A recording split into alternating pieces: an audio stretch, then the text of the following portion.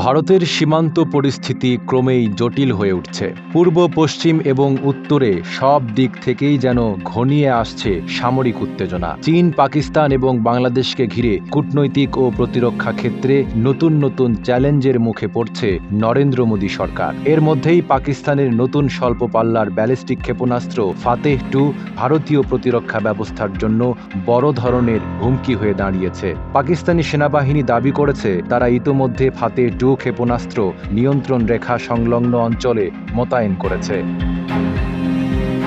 বর্তমানে ভারত রাশিয়ার তৈরি S-400 ট্রায়াম্ফ ক্ষেপণাস্ত্র প্রতিরক্ষা ব্যবস্থার উপর ভরসা করছে। ভারতীয় সেনাবাহিনী পাকিস্তান ও চীন সীমান্তে এই ব্যবস্থা মোতায়েন করেছে। তবে ইসলামাবাদ দাবি করছে তাদের নতুন ক্ষেপণাস্ত্র S-400 ভেদ করে টার্গেট ধ্বংস করতে সক্ষম।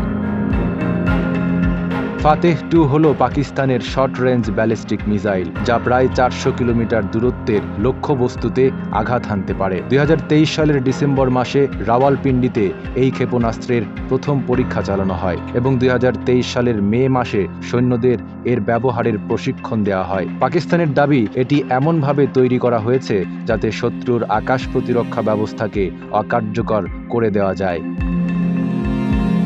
যুদ্ধ পরিস্থিতিতে ফাতেহ-2 ব্যবহার করে গুরুত্বপূর্ণ সেতু, সেনা ছাউনি, যোগাযোগ ব্যবস্থা, কমান্ড এবং কন্ট্রোল সেন্টার ধ্বংস করা সম্ভব হবে বলে দাবি করেছে ইসলামাবাদ। বিশেষজ্ঞদের মতে এটি মূলত ভারতীয় S-400 প্রতিরক্ষা ব্যবস্থাকে ব্যর্থ করে দেওয়ার লক্ষ্যেই তৈরি করা হয়েছে।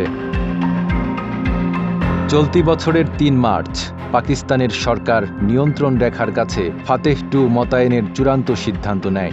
আন্তর্জাতিক বিশেষজ্ঞরা বলছেন শাহবাজ শরীফ সরকারের এই পদক্ষেপ ভারতীয় প্রতিরক্ষা পরিকল্পনার জন্য নতুন চ্যালেঞ্জ তৈরি করবে। নাঈম আরাবী, ঢাকা পোস্ট।